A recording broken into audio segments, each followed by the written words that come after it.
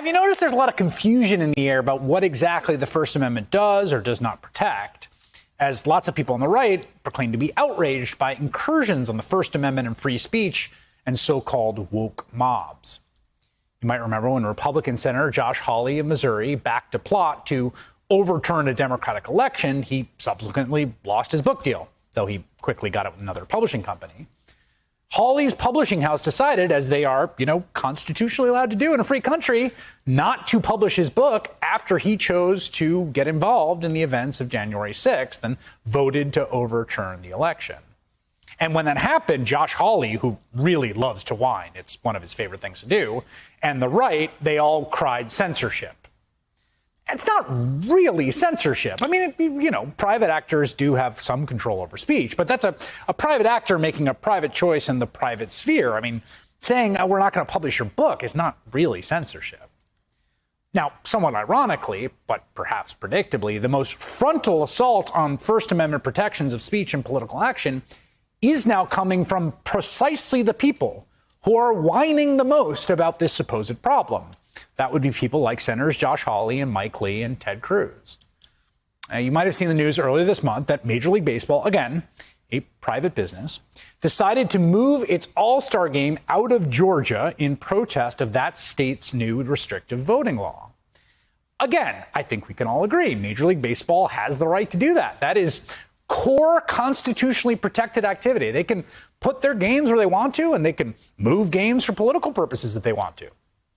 Now, what the First Amendment does not allow is for the government to punish them for that speech.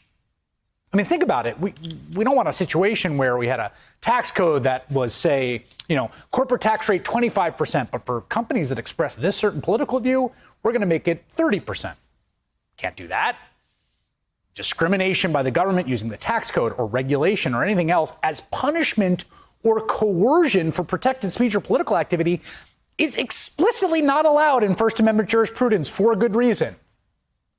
And yet, Senators Josh Hawley and Mike Lee and Ted Cruz, all with very fancy degrees from very, very fancy law schools, all three former Supreme Court clerks, which is as fancy as you get in the law world, well, they're going to make baseball pay. You see, they've just introduced a bill to take away the league's antitrust exemption, which, again, might be a perfectly good thing to do on the merits. I'm not sure baseball should have antitrust protection. I don't know. But what you cannot do is you cannot take that away as a punishment for moving the All-Star game because you think they're too woke. Can't do it. Flatly authoritarian, flatly a violation of the First Amendment. And yet here they are. The great speech crusaders, the ones who whine most vociferously and incessantly about censorship from the mob. The great defenders against censorship, explicitly saying, we are going to use government force to go in and coerce and punish this political speech we object to. It tells you everything you need to know about how legitimate those concerns are, and whether it's about any sort of principle whatsoever or just about a raw exertion of power. Hey, thanks for watching our YouTube channel. You should know that you can follow today's top stories and breaking news and catch up on your favorite MSNBC shows all in one place. Download the NBC News app today.